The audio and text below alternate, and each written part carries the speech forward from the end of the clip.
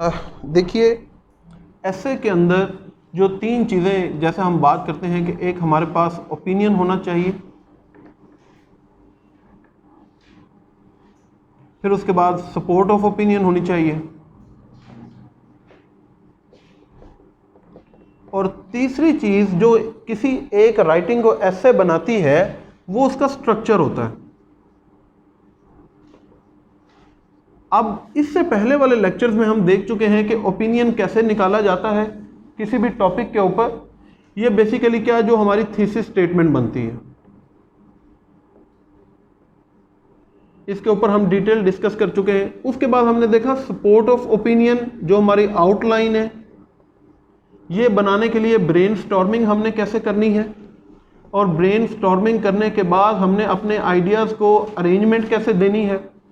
अगर police method use किया है तो सिंपल स्टेटमेंट्स कैसे बनाने हैं, आर्गुमेंटेटिव ऐसे कैसे निकाले जा सकते हैं। तीसरी चीज़ होती है स्ट्रक्चर। स्ट्रक्चर को कहते हैं फॉर्मेट ऑफ द एसे। आज का जो हमारा लेक्चर है इसके अंदर हम फॉर्मेट ऑफ द एसे पढ़ने जा रहे हैं कि अब ये स्ट्रक्चर कैसे बनाया जाता है। देखिए, स्ट्रक्चर के अंदर आगे तीन चीज़ें होती हैं। एक हमारे पास होता है इंट्रोडक्शन, जी बिल्कुल सही, और दूसरी चीज़ क्या है, बॉडी, और तीसरी चीज़ क्या है, कंक्लूजन। इसका मतलब है कि एसे का जो स्ट्रक्चर है वो तीन चीज़ों पर मुश्तमिल है कि पहले उसका एक कोई इंट्रोडक्शन होना चाहिए, फिर उसकी बॉडी, और एंड पे उसका एक कंक्लूजन भी होना चाहिए। कंक्लूजन होना क्यों ज़रूरी है, क्योंकि जो आपने ओपिनियन अपना फॉर्म किया है उसको डिफेंड करके कुछ तो कंक्लूजन निकाला है ना, कि देखें जो मैंने बात सारे ऐसे में कही है यही दुरुस्त है, बिल्कुल सही, तो मैं अपने ओपिनियन को सही मानता हूँ। अब हम देखेंगे कि ये जो हमारा इंट्रोडक्शन है ये कैसा होना चाहिए। पहला पैराग्राफ जो हम ऐसे का लिखते हैं ये हमारा इंट्रोडक्शन होता है, फर्स्ट पैराग्राफ। अब ये जो फर्स्ट पैराग्राफ है इसके कुछ करेक्टरिस्टिक्स हैं, तो आप अगर हेडिंग देना चाहें तो हेडिंग दे सकते हैं करेक्टरिस्टिक्स ऑफ इंट्रोडक्शन या इंट्रोडक्टरी पैराग्राफ।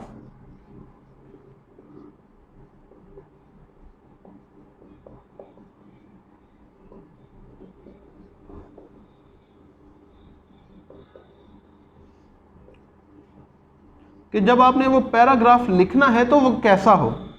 पहली चीज़ एक तो कि वन पैराग्राफ, ये चीज़ बहुत इंपॉर्टेंट है कि जो इंट्रोडक्शन, कई दफ़ा मैंने अपने स्टूडेंट्स को सुना कि वो कहते हैं कि शायद इंट्रोडक्शन जो है वो 2-3 साइड्स पे चला जाता है, इंट्रोडक्शन की लेंथ कितनी होनी चाहिए। तो बहुत ही सिंपल है, क्लियरली आप अपने जहन में ये बात समझ लें कि जो इंट्रोडक्शन है ये सिर्फ एक ही पैराग्राफ पर मुश्तमिल होना चाहिए।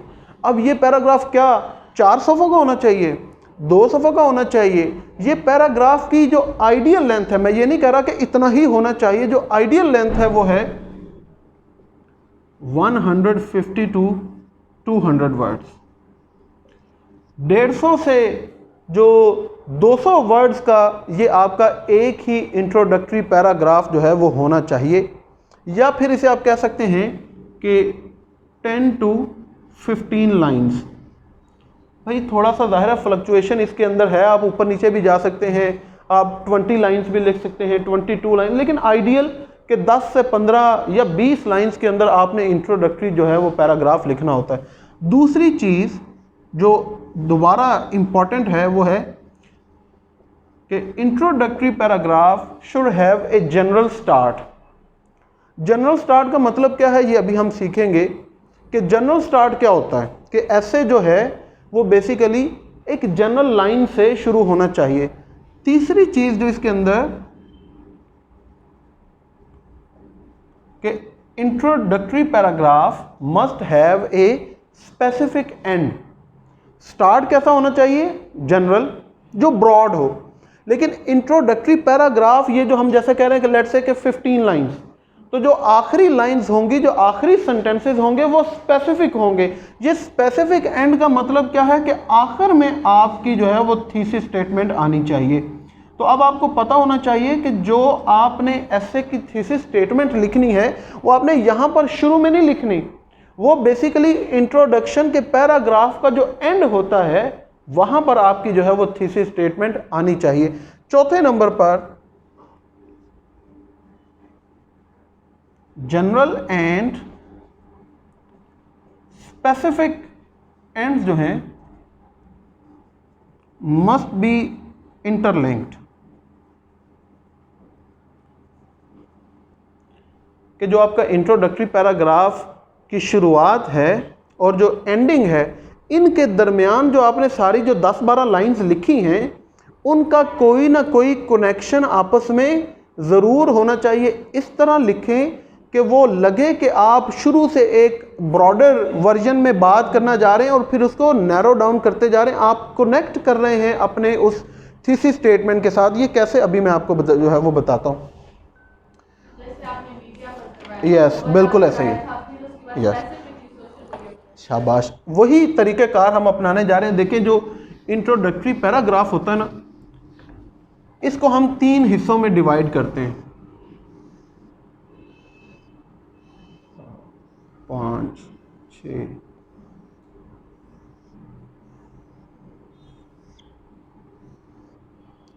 लेट्स से ये हमारे पास 12 लाइंस हैं फॉर एग्जांपल। इसमें जो पहली 2-3 लाइंस होंगी इनको हम कहते हैं जनरल लाइंस या जनरल आइडिया, जनरल लाइंस या जनरल आइडिया। उसके बाद हमारे पास जो बड़ा चंक होता है 7, 8, 10 लाइंस का, उसे हम कहते हैं इंटरलिंकिंग लाइंस।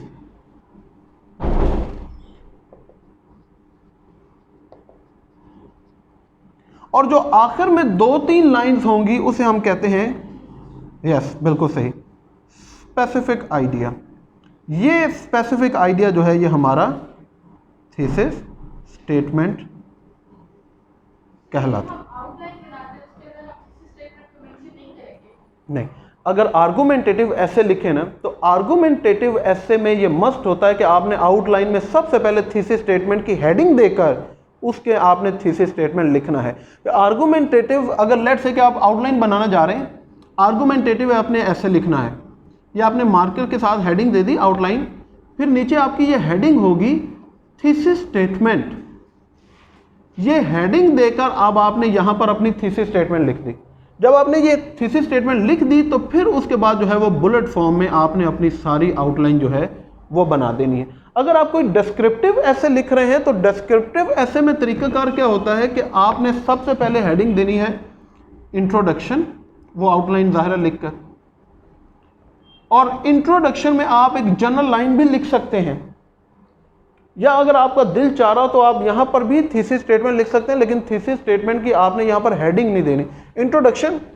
उसके बाद आपने देखना है कॉजेस, और अब आपने कॉजेस के पॉइंट्स बना दिए, फिर आपने बताना है इफेक्ट्स, फिर आपने इफेक्ट्स के पॉइंट्स बना दिए, फिर आपने बताना है रिकमेंडेशंस, और आगे आपने जो है वो रिकमेंडेशंस के पॉइंट्स बनाकर एंड पे आपने हेडिंग दे देनी है कंक्लूजन। तो ये तरीक़ाकार होता है डिस्क्रिप्टिव का और आर्गुमेंटेटिव का। चलें अब हम आगे चलते हैं कि जो हमारा पहला इंट्रोडक्टरी पैराग्राफ है उसका स्ट्रक्चर क्या होता है। वो ये स्ट्रक्चर होता है। अब हम देखेंगे कि जो जनरल स्टार्ट हमने लेना है, ये जो ऐसे हमने शुरू करना है, ये जनरल स्टार्ट क्या होता है, क्या मतलब है इसका, ये याद रखिए। अगर आप लिखना चाहें तो ये अपने नोट कर लें कि जो जनरल आइडिया है, it does not have any direct link with the essay, it does not have any direct link with the topic. इसको हम कहते हैं हुक। हुक का क्या मतलब है कि जैसे देखें कि कोई शिकार करना है, तो शिकार करने के लिए जो है वो हम पहले उसको ल्योर करते हैं, मछली पकड़ने के लिए उसे ल्योर करते हैं कि आओ इधर आओ, मेरे पास बड़ी इंटरेस्टिंग एक चीज़ है। जैसा कि अक्सर मैं अपने स्टूडेंट्स को, बच्चों को बताता हूँ कि अगर आपने किसी से कोई बात करनी है, आपने किसी को कायल करना है, या आप अपने वाले साहब से पैसे लेना चाहते हैं, तो आप जाते साथ ही कमरे में दाखिल होते नहीं कहेंगे कि अबू जी मुझे 2 लाख रुपए दे दें। पहले आप कहेंगे how are you father, how was your day, are you fine, आप बैठेंगे, खाना खा लिया आपने, थके तो नहीं हुए। तो आप पहले एक एनवायरनमेंट क्रिएट करते हैं। जब आपको लगता है कि अब जो है वो मेरा जो फादर है वो मेरी बात सुनने जा रहा है, वो थोड़ा सा रिलैक्स हो गए हैं, तो फिर आप कहेंगे कि इस तरह मुझे ज़रूरत है इस चीज़ की। तो फिर आप अपना स्पेसिफिक एजेंडा उसके सामने रखते हैं। तो ये जो जनरल स्टार्ट है basically it links with the reader, जो एग्जामिनर है, जो पढ़ने जा रहा है आपका ऐसे। इन लाइंस का हमारे टॉपिक के साथ कोई ताल्लुक नहीं होता कि जैसे अभी आपने पैसे मांगने हैं तो हाउ आर यू फादर, इसका हमारी उस बात से कोई ताल्लुक नहीं है। वो ये सिर्फ रीडर के लिए होता है। इसे कहते हैं to make up the mind of the reader, कि रीडर जो है वो उसका एक माइंड बन जाए कि यहाँ पर कुछ बात होने जा रही है। तो जो स्पेसिफिक होती है तो ये तो जाहिर है it has direct link with the topic with the ऐसे, जो जाहिर है वही तो हमारा ओपिनियन है।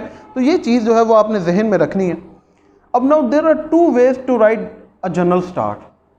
ये जो लाइंस हैं इसको लिखने के दो तरीके होते हैं। कौन कौन से? एक होता है डायरेक्ट वे और एक होता है indirect way.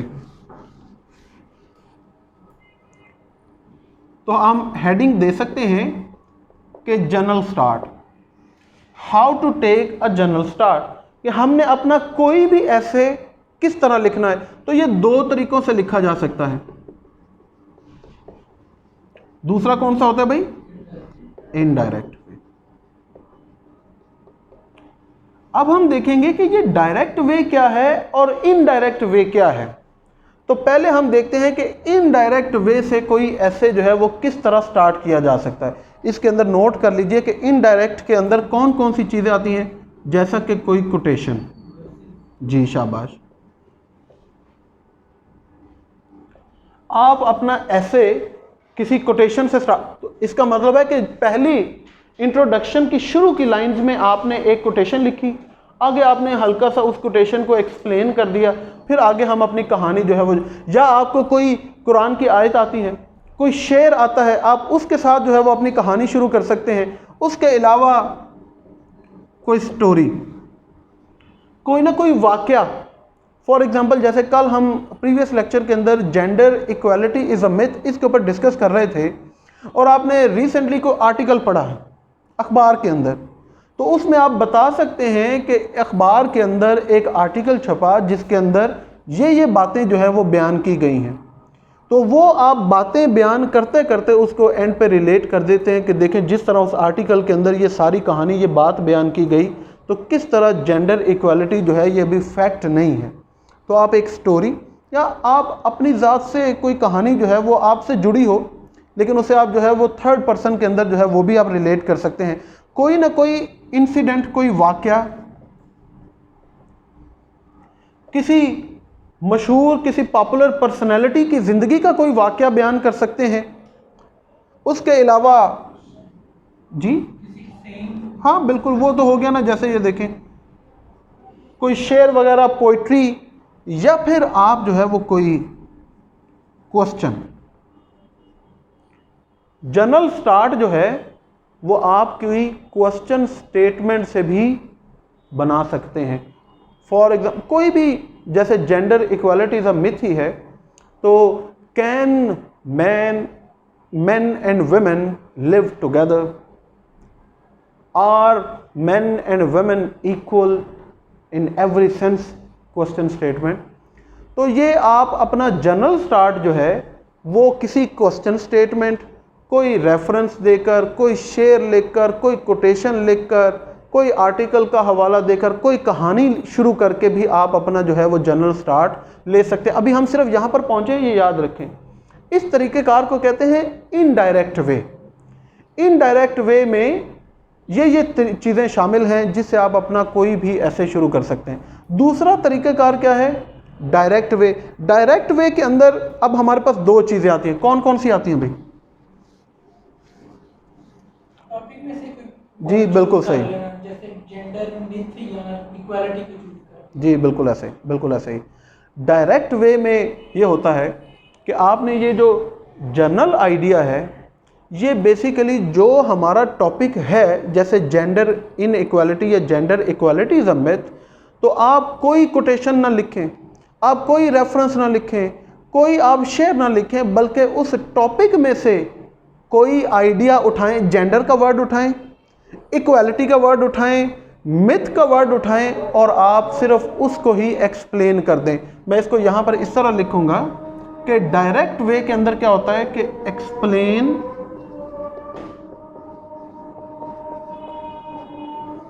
The key words of the topic. ये इसके ऊपर अभी हम क्लास में प्रैक्टिस भी करेंगे कि जो उस टॉपिक के अंदर हमारे पास की वर्ड्स यूज किए हैं उनमें से आप एक वर्ड उठाएं और उसको आप एक्सप्लेन करना शुरू कर दें। फॉर एग्जांपल देखिए, अगर हमारे पास ऐसे आ गया फ्यूचर ऑफ डेमोक्रेसी, और आप इसको डायरेक्ट वे में स्टार्ट करना चाहते हैं, तो आप क्या करें कि या तो आप फ्यूचर का वर्ड पकड़ लें और आप इस तरह लिखें कि future as a concept is important in the life of all the societies. No society can prosper until and unless it makes viable and well thought policies for its future. No society can prosper unless and until it invests on the people to make their future bright, safe and secure. अब हमारे पास ऐसे क्या है, future of democracy. बेटा इसको लिखने की जरूरत नहीं, सिर्फ अंडरस्टैंड करें, कॉन्सेप्ट समझें कि हमने हमेशा स्टार्ट अपना जनरल करना है। वो जर्नल स्टार्ट एक ऐसा स्टार्ट होता है कि जिसके अंदर उस टॉपिक के साथ जुड़ी बात नहीं हम कर रहे, हम एक जनरल आइडिया प्रेजेंट कर रहे हैं। अब वो जनरल आइडिया दो तरीकों से प्रेजेंट कर सकते हैं, या तो कोई शेर लिख लें, आपको शेर आता है, शेर लिखकर उसको एक्सप्लेन कर दिया और उसको अपनी कहानी के साथ जोड़ दिया। किसी आर्टिकल का हवाला दे दें, कोई कुरान की आयत लिखकर उसका तर्जुमा लिखकर उसको एक्सप्लेन करते करते अपने टॉपिक की तरफ आ जाएं, या फिर आप डायरेक्ट वे ले लें। ज़्यादा आसान होता है डायरेक्ट वे, इसलिए क्योंकि नॉर्मली किसी शेर को, किसी कुरान की आयत को शायद हमारे लिए मुश्किल हो जाए कि उसको हम स्पेसिफिकली लिंक कर सकें अपने आइडिया के साथ। किया भी जा सकता है को अगर हमारे जहन में उस वक्त कोई बात आ जाए, नहीं तो ज़्यादा आसान है डायरेक्ट वे। डायरेक्ट वे में क्या करते हैं कि जो टॉपिक हमारे पास आता है उसमें से एक वर्ड उठाएं और उसके बारे में कहानी लिखना शुरू कर दें। जैसे हमने यहाँ पर फ्यूचर उठाया, अब फ्यूचर से मैं जोड़ता जाऊँगा कहानी, और इसी तरह मैं आगे कहूँगा कि इसी तरह पाकिस्तान जो है या मुसलमान जो सब कॉन्टिनेंट के थे, उन्होंने अपने फ्यूचर को सामने रखते हुए एक जद्दोजहद की और पाकिस्तान हासिल किया। और पाकिस्तान बनने के बाद यहाँ पर एक डेमोक्रेटिक सिस्टम जो है, वो पॉलिटिकल सिस्टम, उसे लागू किया गया।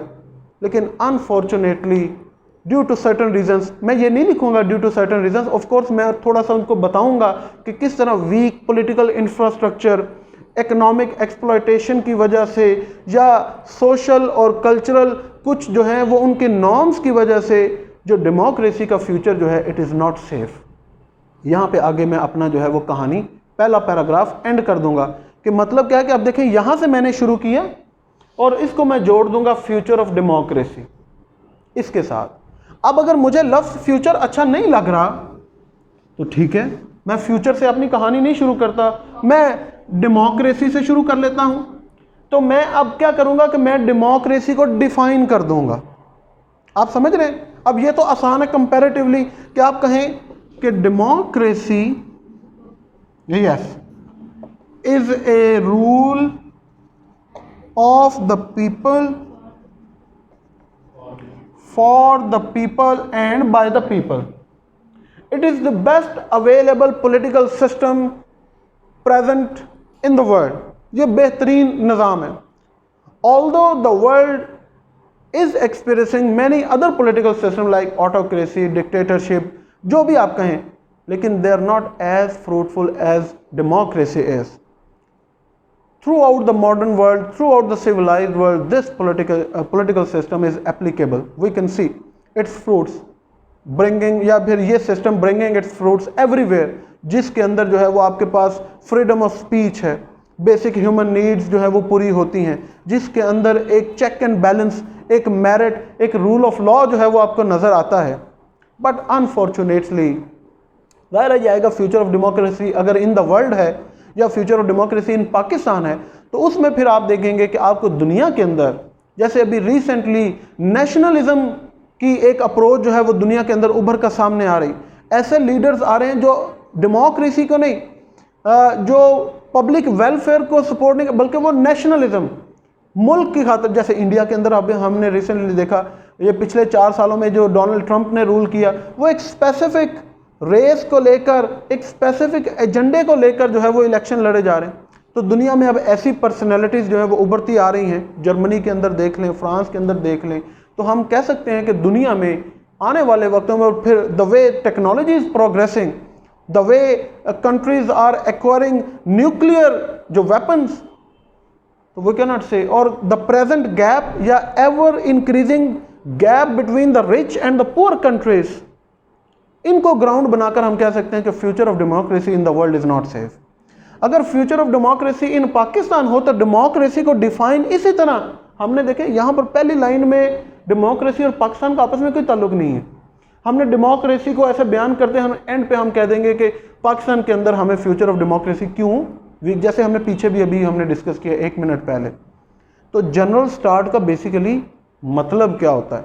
जनरल स्टार्ट का मतलब ये होता है कि आपने अपने टॉपिक से हट के एक ऐसा कॉन्सेप्ट डेवलप करना है जो जनरल है, और फिर उसको आप इंटरलिंक करते जाएंगे और एंड पे जो है वो अपना एक थीसिस स्टेटमेंट जो है वो बयान करेंगे.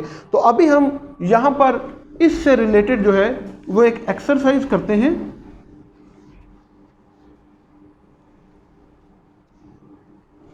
और पहले हम अप्लाई करेंगे इनडायरेक्ट मेथड. ये आप लोगों ने करना है और मैंने भी करना है. हम एक टॉपिक अभी डिफाइन करते हैं एक ही ऐसे के ऊपर. लेट्स से कि हम कहते हैं कि gender equality is a myth. जी ये टॉपिक है. अब हमने इसका इंट्रोडक्टरी पैराग्राफ लिखना है. पैराग्राफ का स्ट्रक्चर आपको पता है, पहले जनरल लाइंस, इंटरलिंकिंग्स और एंड पे आपने ओपिनियन देना है. और अब आपने अभी पैराग्राफ जो लिखना है वो आपने इनडायरेक्ट मेथड को सामने रखते हुए लिखना है. बेटा अगर आपको कोटेशन आती है तो लिखें, कोटेशन नहीं आती कोई बात नहीं, कोई कहानी ज़हन में बना ले, खुद से बनाएं. यही तो क्रिएटिव राइटिंग है. खुद से एक कहानी बनाएं, एक कॉन्सेप्ट डेवलप करें और एंड पे बताएं कि gender equality is a myth है या नहीं. चले थोड़ा और आसान कर लेते हैं. लेट्स से मैं कहता हूं इन पाकिस्तान. तो थीसिस स्टेटमेंट बनाना जो है वो आपके लिए इसके ऊपर आसान हो जाएगा. लेकिन अभी आपने शुरू में ना जेंडर का वर्ड पकड़ना है, ना इक्वालिटी का वर्ड पकड़ना है, ना पाकिस्तान, क्योंकि यही कीवर्ड्स हैं, बल्कि आप खुद से एक कहानी बनाएं और इसको ज़रा रिलेट करें. लिखें, चलें शाबाश, 8 से 10 लाइन का एक पैराग्राफ लिखें.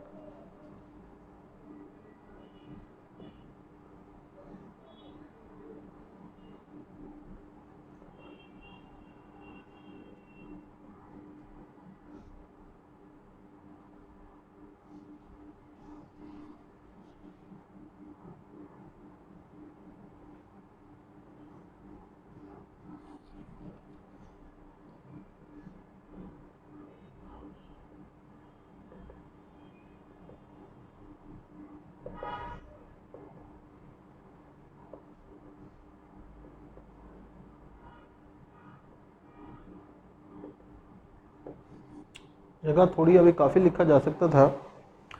ये देखिए, अब हमने एक जनरल स्टार्ट लिया है और एक इनडायरेक्ट मेथड अप्लाई करते हुए कि since the inception of mankind there has been a power play, आप इसको इन्वर्टेड कॉमर्स में भी यूज़ कर सकते हैं, between the opposing forces of nature. देखें, अल्लाह ने हर चीज़ जो है वो पेयर के अंदर बनाई है, लेकिन हमने यहाँ पर एक आर्गूमेंट लिया कि जब से ये इंसान बना है तब से ये जो अपोजिंग फोर्सेस ऑफ नेचर हैं इनके अंदर एक पावर प्ले का किरदार शुरू से रहा है।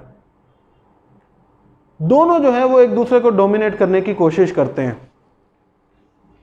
Man by nature strives to acquire strength and power over woman, but the latter has never come to the nefarious design. अब देखिए, मैं इस तरह के वर्ड्स यूज करूंगा जिससे कहीं ना कहीं रीडर को पता चलेगा कि मेरा झुकाव किस तरफ है, मेरा कॉन्सेप्ट क्या है।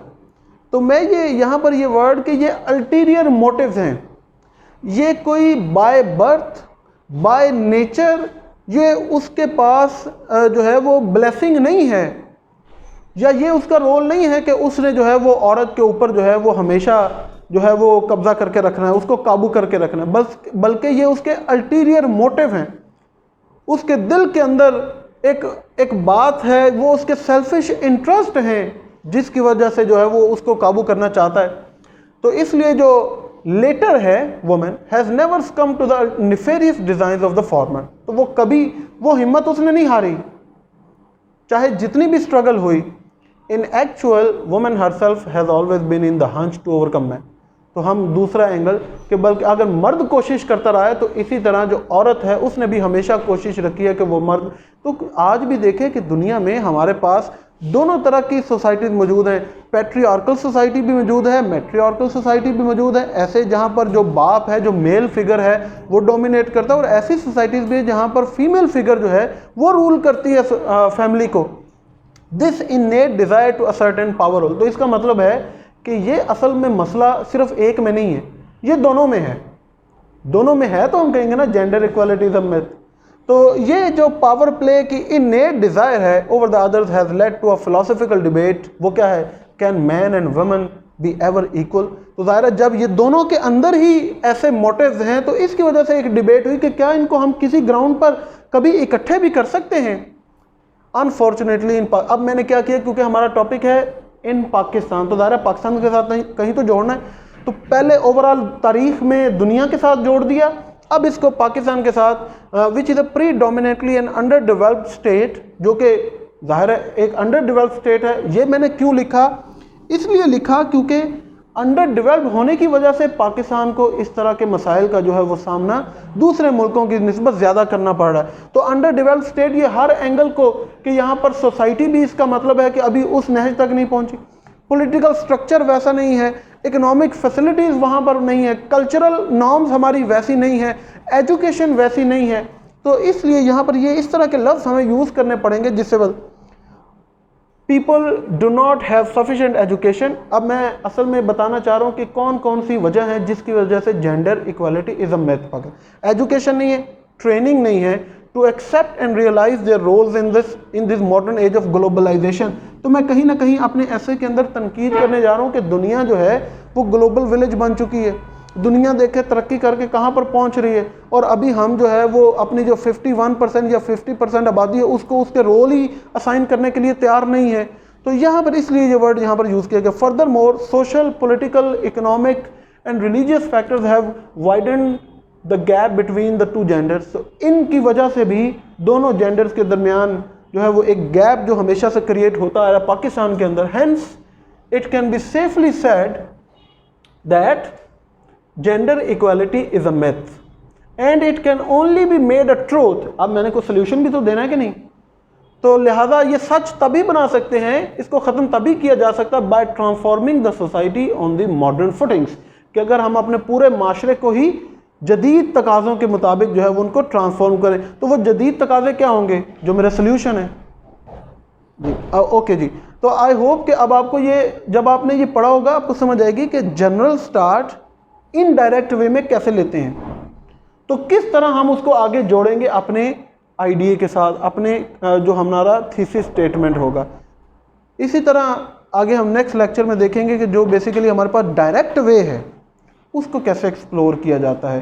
तो जो एसेस मैं आपके साथ शेयर करूँगा उसको आपने नेक्स्ट वीक तक क्लास में जो है वो लिख कर लाना है। तो आई होप कि आज का लेक्चर आपने एंजॉय किया होगा। आज के लिए इतना ही, इंशाल्लाह अब नेक्स्ट वीक आपसे मुलाकात